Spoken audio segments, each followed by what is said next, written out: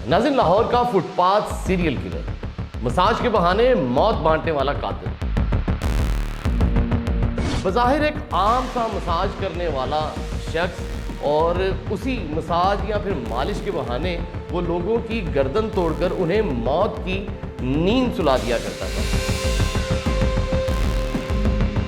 Bhati gate के इलाके में मेट्रो बस के पास पंजाब पुलिस को उसी पुल के नीचे एक लाश पड़ी मिलती है और जब पुलिस मौका पर पहुंचती है तो एक हैरानकुन मंजर देखती है।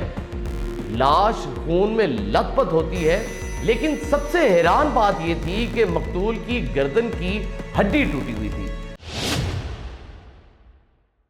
नाज़रीन, लाहौर का फुटपाथ सीरियल किलर, मसाज के बहाने मौत बांटने वाला कातिल। जी हाँ, आपने कभी लाहौर की मसरूफ सड़कों पर चलते हुए कभी नोट किया है, जैसे दाता दरबार या फिर उसके इतराफ का इलाका, यकीनन आपकी नज़र फुटपाथों के ऊपर पड़ी होगी और वहाँ पर मसाज करने वाले अफराद का एक तांता सा बंधा होता है। बहुत बड़ी तादाद देखने को मिलती है। चंद लम्हों के सुकून के लिए लोग उनके पास बैठते तो हैं, कंधों और गर्दन का मसाज करवाते हैं और चंद रुपए देकर अपनी राह ले लेते हैं। लेकिन अगर आपसे मैं ये कहूँ कि इन्हीं फुटपाथों पर बैठा एक शख्स ऐसा भी था जो मसाज के बहाने लोगों को मौत के हवाले किया करता था, तो ये कहानी है लाहौर के एक ऐसे मालशिए या मसाज करने वाले और या फिर उसे सीरियल किलर कहिए, जो ना तो किसी माफिया का हिस्सा था और ना कोई पेशावर कातिल था। बज़ाहिर एक आम सा मसाज करने वाला शख्स और उसी मसाज या फिर मालिश के बहाने वो लोगों की गर्दन तोड़कर उन्हें मौत की नींद सुला दिया करता था। नाज़रीन, लाहौर के कदीम इलाके यानी दाता दरबार की ही मैं बात करूं तो उसके इतराफ आपने हमेशा देखा है कि वहाँ पर एक रश जैसा माहौल रहता है। वो रश ज़ायरीन का होता है, मज़दूर होते हैं, रिक्शा ड्राइवर्स होते हैं और बहुत से आम शहरी हर वक्त वहाँ पर आते जाते रहते हैं और गहमा गहमी का माहौल होता है। और उसी हजूम के दरमियान फुटपाथ पर एक शख्स ऐसा बैठा था जो बिल्कुल सादा लिबास में था, मामूली सा चेहरा था, हाथों पर मसाज का हुनर लिए वो तेल की शीशियाँ जो वो खड़काया करते हैं अपने मखसूस अंदाज के अंदर, और लोग उसके पास आकर बैठते थे, गर्दन या फिर कंधों का मसाज करवाते थे और चंद रुपए देकर अपनी थकावट और या फिर राहत लेते थे और फिर चलते बनते थे। लेकिन किसी को अंदाज़ा नहीं था कि वही शख्स जो ये सुकून और राहत दे रहा है वो चंद लम्हों में किसी की ज़िंदगी छीनने की सलाहियत भी रखता है। नाज़रीन, मैं बात कर रहा हूँ जनवरी 2020 की एक सर्द सुबह थी जब ये इत्तला मिलती है कि भाटी गेट के इलाके में मेट्रो बस के पास पंजाब पुलिस को उसी पुल के नीचे एक लाश पड़ी मिलती है और जब पुलिस मौका पर पहुंचती है तो एक हैरानकुन मंजर देखती है। लाश खून में लथपथ होती है, लेकिन सबसे हैरान बात यह थी कि मकतूल की गर्दन की हड्डी टूटी हुई थी।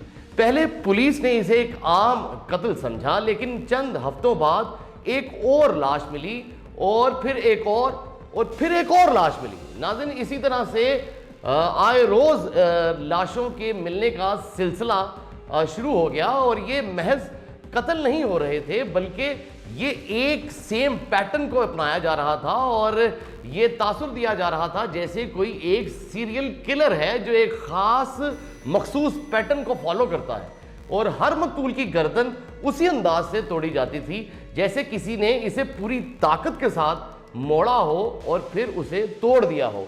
पुलिस इस चीज़ पर हैरान थी कि ये तरीका आम जराइम पेशा अफराद का बिल्कुल नहीं हो सकता। टारगेट किलर्स आमतौर पर किसी को या तो गोली मारते हैं और फिर फरार हो जाते हैं या फिर कातिल अपने शिकार के बिल्कुल करीब जाता है और चंद लम्हों में उसकी ज़िंदगी को ख़त्म करके निकलता बनता है। लेकिन हैरानकुन बात ये थी कि मकतूल ना तो कोई अमीर या फिर बासर लोग होते थे बल्कि आम से मजदूर लोग हुआ करते थे। कुछ तो नशे के आदी अफराद भी थे और कुछ ऐसे अफराद जो सड़कों पर महज वक्त गुजारा करते थे। तहकीकात के दौरान पुलिस ने दर्जनों मुश्तबा अफराद को हिरासत में लिया। पुराने मुजरमों की फहरिस्तें निकाली गई, ان کو طلب کیا گیا, ان سے پوچھ گچھ کی گئی, لیکن کوئی ٹھوس سراغ ہاتھ نہیں آ رہا تھا اور قتل کا یہ سلسلہ پولیس کے لیے ایک معمہ بنتا جا رہا تھا. اس دوران پولیس کی فائل میں ایک نام بار بار سامنے آنے لگا اور وہ نام تھا اعجاز کا. اعجاز کو لوگ حاجی کے نام سے پکارا کرتے تھے. اس کا ایک نک نیم تھا اور حاجی کا بچپن جو ہے وہ داتا دربار کے اعتراف میں ہی گزرا تھا, یعنی کریم پارک, مونی روڈ اور اس طرح کا جو علاقہ جو دربار کے پاس پاس ہے. اور یہ وہ ماحول تھا ناظرین جہاں نشے کے عادی افراد اکثر بیٹھے ہوئے دیکھنے کو ملتے ہیں. رفتہ رفتہ وہ بھی ان کی صحبت میں شامل ہوا اور پھر نشہ اس کی زندگی کا حصہ بن گیا. وہ کہتے ہیں نا ناظرین, ایک محاورہ ہے کہ تخم تاثیر صحبت کا اثر, یعنی آپ جو بیجیں گے وہی کاٹیں گے, جو پھل آپ کاشت کریں گے جس کو بویا ہوگا اسی کو کاشت کریں گے, اور جیسی صحبت میں آپ بیٹھیں گے آپ بھی ویسے بن جائیں گے. تو نشہ ایک ایسی لعنت ہے جو انسان کو اندر سے کھوکھلا کر دیتا ہے. اعجاز کے ساتھ بھی ناظرین کچھ ایسا ہی ہوا. اس کے پاس پیسے ختم ہوئے لیکن نشے کی طلب اس کی ہمیشہ باقی رہی, اس لیے اس نے چوریاں بھی شروع کی. کبھی کسی گاڑی کی بیٹری چرا لیتا, کبھی کسی کے گھر کا میٹر اتار لیتا, یہاں تک کہ ایک دن اس نے اپنے ہی گھر میں چوری کی. جب گھر والوں کو یہ پتا چلا کہ اس نے اپنے ہی گھر میں یہ واردات ڈالی ہے تو انہوں نے اسے مار پیٹ کر گھر سے نکال دیا.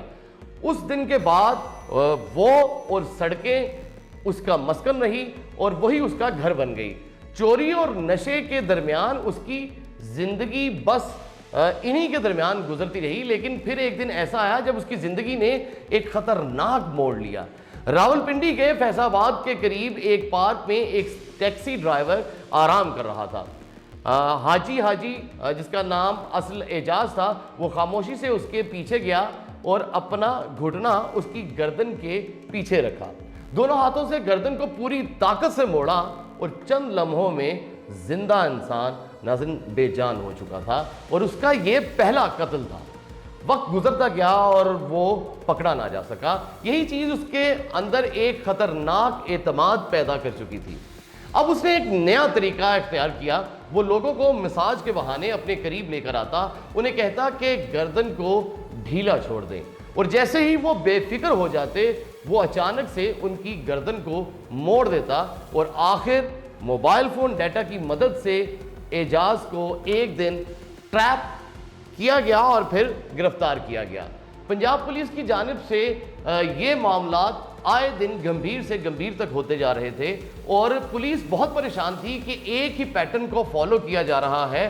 اور جب ابتدائی پوچھ گچھ ہوئی تو اس نے 3 قتلوں کا اعتراف کیا. بتایا کہ مزید بھی قتل ہو سکتے ہیں, لیکن پولیس کی تفتیش اب بھی جاری تھی اور پولیس کے مطابق وہ بعض اوقات متاثرین کو خطرناک کیمیکل کا انجیکشن بھی دے دیا کرتا تھا تاکہ موت جلد واقع ہو جائے. ناظرین, اعجاز کو بعد میں لاہور کی سینٹرل جیل میں منتقل کر دیا گیا.